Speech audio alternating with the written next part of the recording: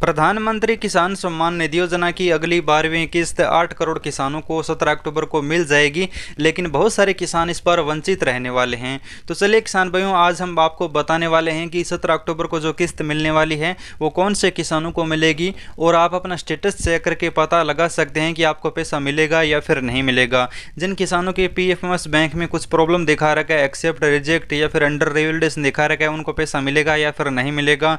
और जिनका PFMS bank या तो रिजेक्ट हो चुका है या फिर कोई अलग रीजन दिखा रहा है, जैसे बहुत सारे किसानों के अलग अलग रीजन दिखाए जा रहे हैं, जिनका खाली स्टेटस है अगली किस्त की जगह, उनको पैसा मिलेगा या फिर नहीं मिलेगा। जिन किसानों की EKYC पेंडिंग है, बहुत सारे ऐसे कारण हैं जिनकी वजह से इस बार किसानों को पैसा नहीं मिलेगा। तो चलिए आपको पूरे स्टेप बाय स्टेप बताते हैं। सबसे पहले किसान का बेनिफिशियरी स्टेटस ओपन कर लेते हैं। इसका लिंक आपको डिस्क्रिप्शन में भी मिल जाएगा। अब यहाँ पर मैं बेनिफिशियरी स्टेटस वाले ऑप्शन पर आ चुका हूँ। यहाँ पर सभी किसान भाई एक बार अपना स्टेटस जरूर चेक कर लीजिएगा। यहाँ पर आपको इस तरह का ऑप्शन दिया जाता है। अगर यहाँ पर आपको स्टेटस चेक करने में कोई भी समस्या हो रही है तो यहाँ पर आप देख लीजिए, मैंने आई बटन में एक वीडियो दे रखा है या फिर डिस्क्रिप्शन में वीडियो का लिंक मिल जाएगा। वीडियो कंप्लीट देख रहा है, यहाँ पर आप ये ऑप्शन सही से काम करने लग जाता है। तो यहाँ पर आपको डिटेल डालने के बाद गेट डाटा पर क्लिक करना होगा।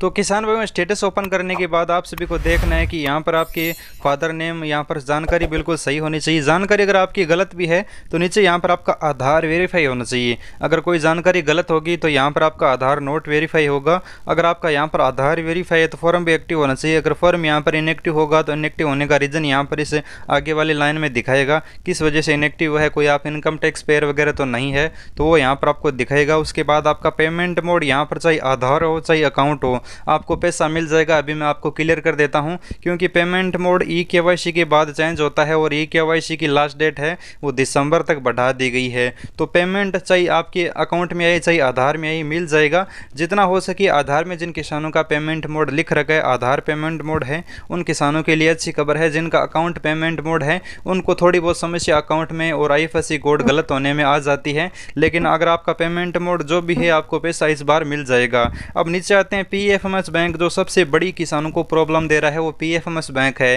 क्योंकि इस बार किसानों ने EKYC करवाई और EKYC करवाने के बाद सरकार के निर्देश अनुसार किसानों का पेमेंट मोड अकाउंट से आधार हुआ, यानी आधार बेस पैसा मिलना शुरू हुआ है।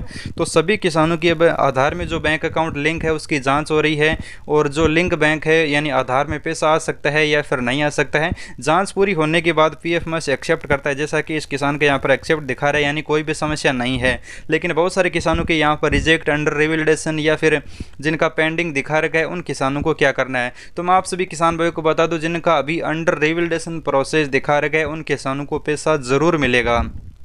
अगर आपका 1 महीने से अंडर रिवैल्यूएशन दिखा रखा है, under revaluation process with bank दिखा रहा है, उन किसानों को पैसा जरूर मिलेगा। लेकिन उन किसान भाइयों को चेक करना है कि उनको जो भी अगली किस्त मिलने वाली होगी वहां पर वेटिंग फॉर अप्रूवल या फिर RFT लिखा होना जरूरी है, तभी उनको पैसा मिलेगा। आपके PFMS बैंक में under revaluation process with bank दिखा रहा है तो आपको जो भी किस्त मिलने वाली है वो चेक करनी है यहाँ पर क्या लिखा है। अगर यहाँ पर खाली दिखा रहा है तो आपके PFMS बैंक में प्रॉब्लम है और आपको पैसा मिलने में देरी होगी। 17 अक्टूबर वाली किस्त आपको नहीं मिल पाएगी। जब आपका सुधार होगा उसके बाद आपका फिर से राज्य जांच करेगा फॉर्म की और वेटिंग फॉर अप्रूवल आएगा, उसके बाद RFT आएगा, उसके बाद पेमेंट प्रोसीड आएगा। इस प्रोसेस में बहुत सारा समय लग जाएगा और अगली किस्त मिलने में आपको देरी हो जाएगी। लेकिन यहाँ पर अगर आपका अभी भी वेटिंग फॉर अप्रूवल या फिर RFT आ चुका है तो जिनका अंडर रिवैल्यूएशन प्रोसेस दिखा रहेगा उनको अभी पैसा मिलेगा।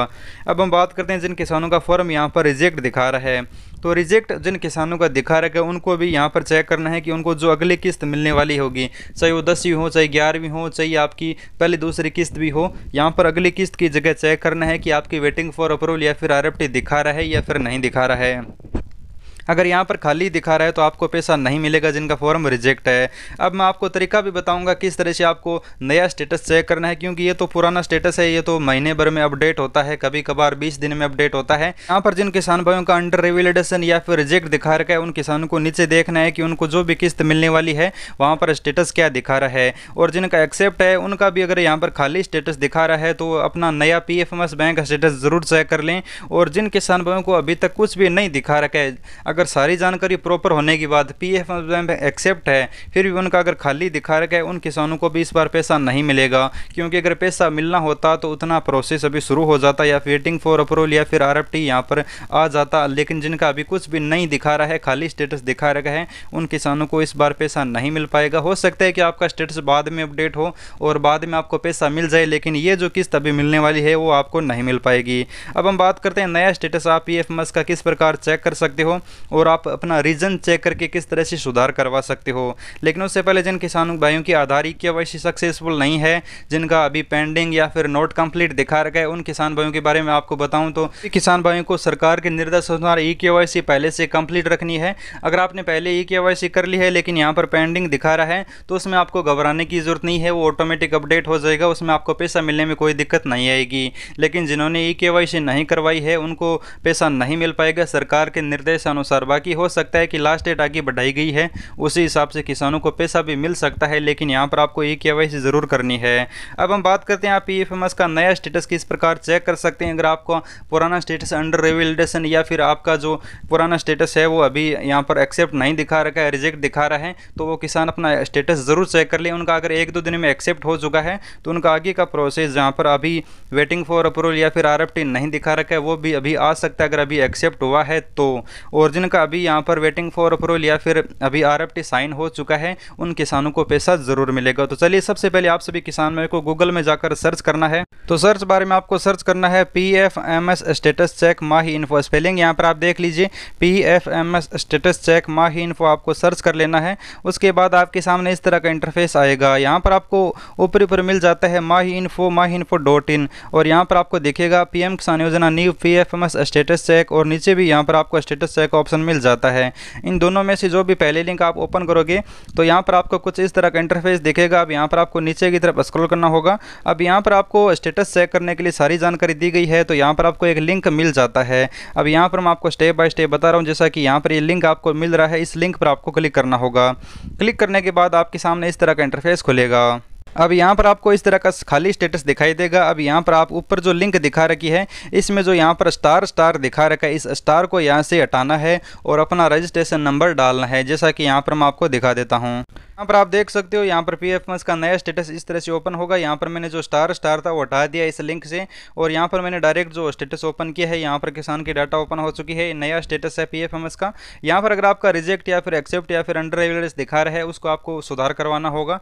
जैसा कि लगभग किसानों का अब यहाँ पर एक्सेप्ट शो करेगा, लेकिन जिनका यहाँ पर रिजेक्ट शो कर रहा है उन किसानों को सुधार करवाने के लिए यहाँ पर देख लीजिए यूडे नेवर इनेबल फॉर डीबीटी। यहाँ पर आपके आधार कार्ड में जो भी है डीबीटी है वो लिंक है, लेकिन वो नेवर इनेबल है, इनको इनेबल करवाना होगा। अगर बहुत पुराना आधार कार्ड है, अपडेट नहीं करवाया है, तो उसमें क्या है कि जो बैंक है उसमें पैसे आने में प्रॉब्लम होती है, तो पीएफएमएस बैंक उसे रिजेक्ट कर देता है। तो सबसे पहले आप अपने बैंक में आधार एनपीसीआई लिंक कीजिए। अगर आपके पोर्टल पर यानी आधार कार्ड के पोर्टल पर लिंक दिखा रहा है, 2 दिन के अंदर ये लिंक दिखाने लग जाता है तो वो सही है। अगर लिंक नहीं दिखा रखा है या फिर इनएक्टिव है तो उसे एक्टिव करवाइए।